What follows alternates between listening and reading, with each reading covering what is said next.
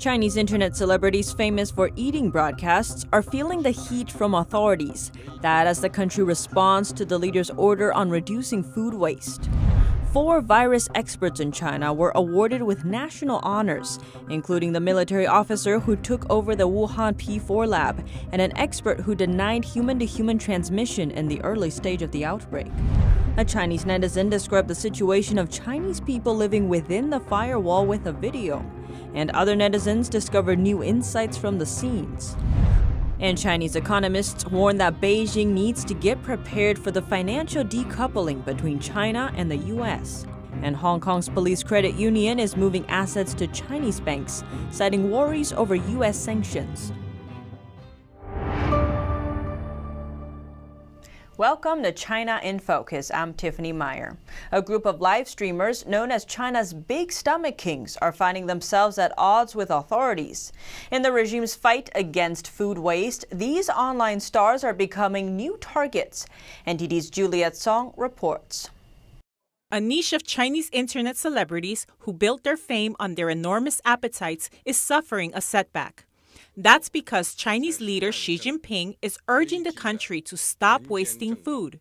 Major video platforms in China now say they'll punish users seen wasting food in their content. In recent years, the so-called eating broadcasts have taken the Chinese internet by storm. Live streamers who eat large amounts of food in a short time gained millions of fans. Unexpectedly, they're often young, slim women. After Xi's speech on food waste, popular video platforms like Douyin, the Chinese version of TikTok, said they would punish actions that waste food.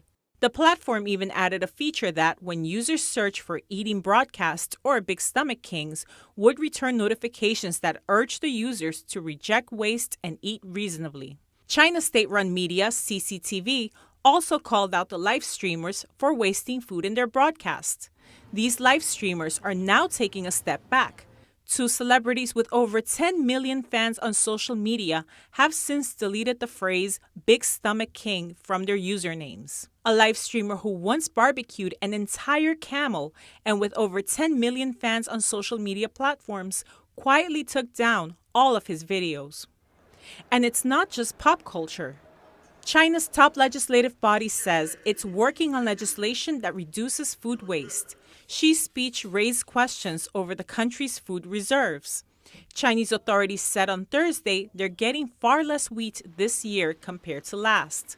Up until early August, authorities purchased over 40 million tons of wheat from major agricultural areas. That's an almost 20% drop compared to the amount of wheat purchased last year. Authorities quote drop of wheat purchases of 5 major grain-growing areas. This stands in contrast with local reports from the 5 areas which say they have plentiful harvests and that some areas have even hit historic production highs. In China, local authorities' promotion in ranks are tied to the district's economic performance. Juliet Song, NTD News.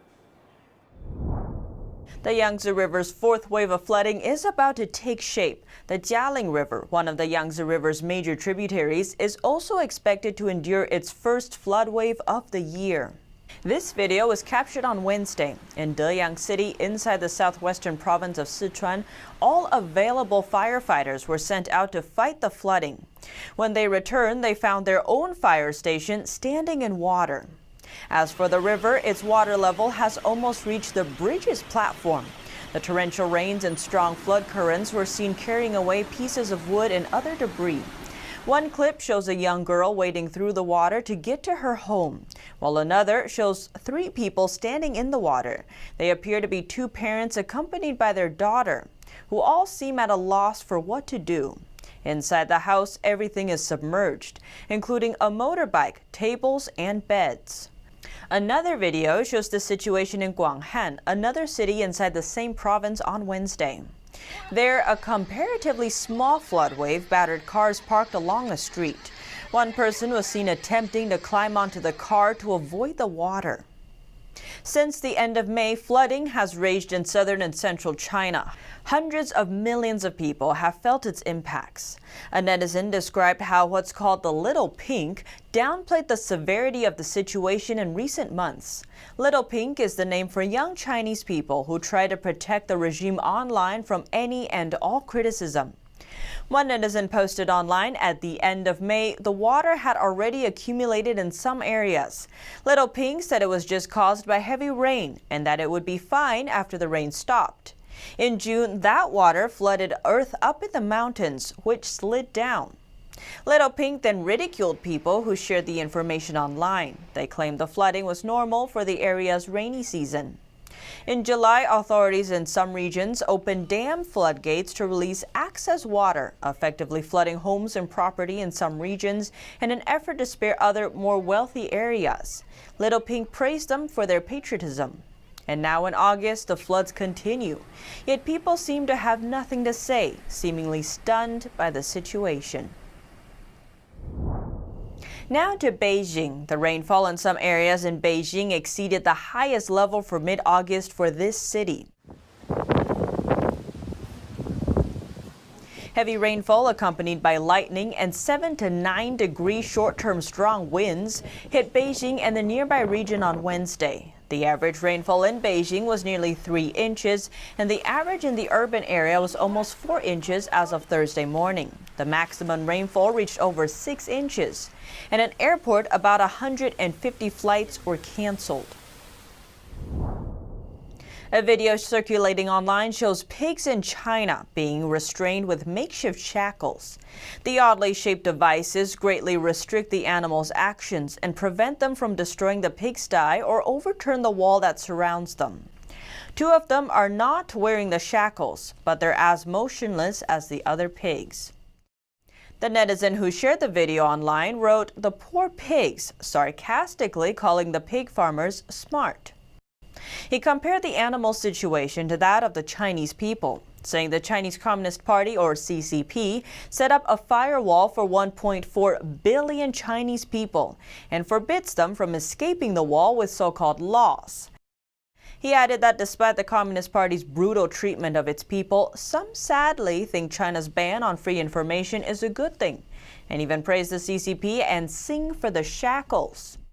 The tweet has sparked discussion online. Another netizen wrote that the shackled pigs in the pig pen represent the real situation in China. Another user said that over time, the shackled pigs will attack those who don't wear the shackles or who resist the shackles, claiming that they threaten the pig farmer's safety and undermine the stable and beautiful life of the other pigs. Financial decoupling between the U.S. and China. The narrative was once considered crazy, but is now being taken pretty seriously and is openly discussed by Chinese officials and economists. Recent moves by the U.S. shows the administration's increasing determination to counter China. Reuters reported that the U.S. could potentially kick China out of the global dollar system. This is seen as a nuclear option that would be detrimental to any Chinese company that has international trade. But economist and former advisor for China's central bank Ding Shuang told Reuters that Beijing has no choice but to prepare for it. He said that the threat of Sino-U.S. financial decoupling is becoming clear and present, and that Beijing cannot afford to be thrown into disarray when sanctions indeed befall China. An economist of the state-backed Academy of Social Sciences, Yu Yongding, said that the U.S. has yet to use lethal tactics, including seizing China's assets in America. Beijing holds over 1 trillion yuan in U.S. government debt, but the seizure will also hurt the U.S. itself. On Wednesday, a New York Times report revealed that 3 top CCP leaders own at least $51 million of luxury real estate in Hong Kong. But insiders say that number is just the tip of an iceberg among CCP officials' enormous assets outside of mainland China. A well-connected Chinese publisher told Radio Free Asia that the figure was only 1/10,000th of the wealth of the Chinese Communist Party's most powerful. He said the communist elites have far more covert ways to hide their assets. In an interview with NTD's sister media, the Epoch Times Hong Kong edition, Hong Kong businessman Elmer Yuen estimated the overseas wealth of CCP officials to be at least 1,000 billion US dollars. The well-connected entrepreneur recently gained popularity in Hong Kong and Taiwan for his comments over current affairs. He is currently in D.C. lobbying for asylum for Hong Kong's young protesters and sanctions against CCP officials. NSA whistleblower Edward Snowden told the media that Chinese officials have up to $480 billion saved in foreign accounts. The Snowden incident happened 8 years ago. In the following 8 years, at least another $480 billion went out of China. So altogether, $1 trillion. He said about 1/10 of that belongs to the family of former communist leader Jiang Zemin, whose allies have been in actual control of China for about 30 years following the Tiananmen Square massacre. Compared with him, Xi Jinping is nothing. To be honest, if you say Xi Jinping's family don't have any overseas assets, that's fake news. But his money is probably several digits less than Jiang Zemin. That's why he dares to start the anti-corruption movement. Yun said the Trump administration is discussing with allies on freezing CCP official assets. All transactions are made in U.S. dollars. If the amount is over 10,000, it's recorded by the U.S. government. It's very easy to check with the computer nowadays. Just put in the official's name and you'll get it. So all the transactions made by the CCP corrupt officials that are over $10,000 are all recorded. There's no way they can escape. The officials are very clear about that. So they are pretty worried about where to put their money. Local media reported that Hong Kong's police credit union is moving its $1.4 billion assets from Western banks to Chinese ones, citing concerns over potential U.S. sanctions. Hong Kong's police force have been accused of brutality and severe human rights violations during the pro-democracy movement that started last year. Last week, the Trump administration sanctioned 11 Beijing and Hong Kong officials over their suppression of their city's freedom. That includes the current and former police commissioners. Their U.S. assets were frozen. Americans and U.S. businesses are barred from dealing with the officials. The credit union allows the police force to save money and earn dividends in return. In a letter to its members, the union said it started to get prepared for sanctions in May. But it's not certain that moving to Chinese banks will ensure safety for them, since the largest Chinese banks are reportedly already taking steps to comply with U.S. sanctions in order to safeguard their access to dollars.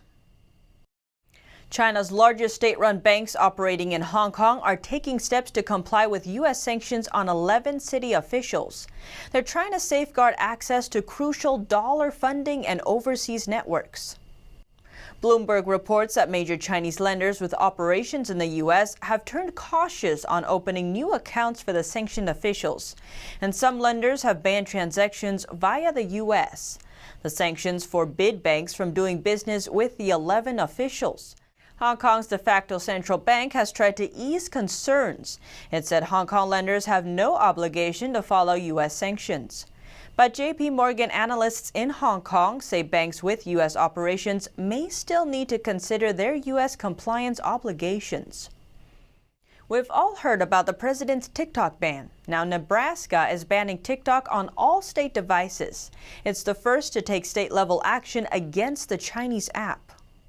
Nebraska Governor Pete Ricketts says Nebraska is banning TikTok on all state devices because of security concerns. He said the Chinese government has long engaged in systematic covert efforts to access sensitive data from U.S. governments, companies, and individuals. As an app owned by a company based in China, TikTok is legally obligated to provide data from its users to the country's communist regime upon request. Governor Ricketts said they made the decision to maintain the security of data owned by the state of Nebraska. Nebraska appears to be the first to ban TikTok at the state level. The Pentagon and the Departments of State and Homeland Security have also ordered personnel to delete the app from government devices. Security research firm Penetrum said in a report that TikTok does an excessive amount of data harvesting. And cyber experts say the app acts as spyware for the Chinese communist regime. TikTok has denied the allegations. President Trump issued a ban on the app earlier this month, saying it has to be sold to an American company by September 15th, or else it will be shut down. A top Justice Department official said President Trump's recent ban on Chinese social media apps TikTok and WeChat is aimed at blocking Beijing's access to large volumes of Americans' personal data that could be used for operations against the U.S. John C. Demers, Assistant Attorney General for National Security, said the U.S. is worried about the Chinese government's access to the TikTok data under their national security laws. Trump issued a ban on the app earlier this month, saying it must be sold to an American company by September 15th, or else it will be shut down across the country. Demers said several massive hacks show the amount of American personal data the CCP has already collected in recent years. These include intrusions into the U.S. government's personal agency, credit reporting agency Equifax, and health insurer Anthem. The invasions resulted in the theft of personal information of tens of millions of Americans. Demers says that with that data, the CCP can use all that to paint a very effective picture of you and to think about where your vulnerabilities might be or even how best to approach you. TikTok has denied the allegations. Demers explains that WeChat, while less popular than TikTok, is used by the regime to influence and control Chinese expats in the country. One such way, Demers said, is to spread disinformation and propaganda, so overseas Chinese are not polluted by ideas like liberal democracy or religious freedom. He added that more indictments against Chinese hackers will be made public in the coming months. A Wall Street Journal report this week shows that TikTok have been tracking data from millions of mobile devices that can be used to identify the user. TikTok did so without allowing users to opt out, in violation to the policies of Google's app stores. But it's not just hacking. U.S. authorities recently announced 2 criminal cases where residents allegedly went around U.S. export rules. They then illegally shipped restricted electronics to Hong Kong and mainland China. According to court documents, in one of the cases, a California man faces charges of conspiring with a man in Hong Kong to purchase cesium atomic clocks, with the intent to send them to Hong Kong without obtaining the required export licenses. Court documents say it started at the end of 2015. These types of atomic clock exports are controlled for national security and anti-terrorism reasons. Both men were charged in June 2019. According to a DOJ statement, 2 months later, the California man pleaded guilty. The second case involves 2 men from New Jersey. According to a DOJ statement, Chong Si-yu and Yun Xiu-li face multiple charges, including unlawful export of dual-use electronic components, wire fraud, bank fraud, and money laundering. Andrew Strauss, acting U.S. Attorney for the Southern District of New York, said the 2 men are accused of violating U.S. export laws by sending electronic components with military applications to Hong Kong and China. According to prosecutors, they began illegally exporting electronic components from the U.S. to Hong Kong for re-export to countries including China since at least 2019, using U.S.-based company American Tecma Incorporated. If convicted, they could face up to 70 years in prison. That's as the California man could face up to 20 years in prison if convicted. 4 virus experts have been awarded with national honors from the Chinese regime. It's an attempt to turn them into heroes and role models in China. But not a single whistleblower doctor like Li Wenliang is among them. Xi Jinping, head of the Chinese Communist Party, signed a chairman's order earlier this week awarding 1 person the Medal of the Republic and 3 others national honors. All 4 are virus experts. Dr. Li Wenliang and the 7 other whistleblower doctors from Wuhan, who warned people online about human-to-human transmission of the CCP virus and later were silenced by police, were not on the list. Zhong Nanshan received the Medal of the Republic. He was the scientist that confirmed human-to-human transmission on January 20th, 3 weeks later than the whistleblowers. Wuhan began its lockdown 3 days after Zhong's announcement. Despite the fact that anyone in Wuhan at that time was banned from leaving, the Chinese regime didn't cut off international air travel. The virus thus found its way to countries around the world. Back in February, Zhong told the media that, quote, the epidemic first appeared in China, but did not necessarily originate in China, unquote. But another Chinese virus expert publicly dismissed the claim, saying if it first appeared in China, it must have originated there. After Zhong's statement, the regime began to blame the virus on other countries, including the U.S., France, and Italy. But these claims lack scientific basis and are not supported by solid evidence. Italian experts were quick to refute the CCP's claim. Italy blames the Chinese regime for misleading people by using the nuances of translated information.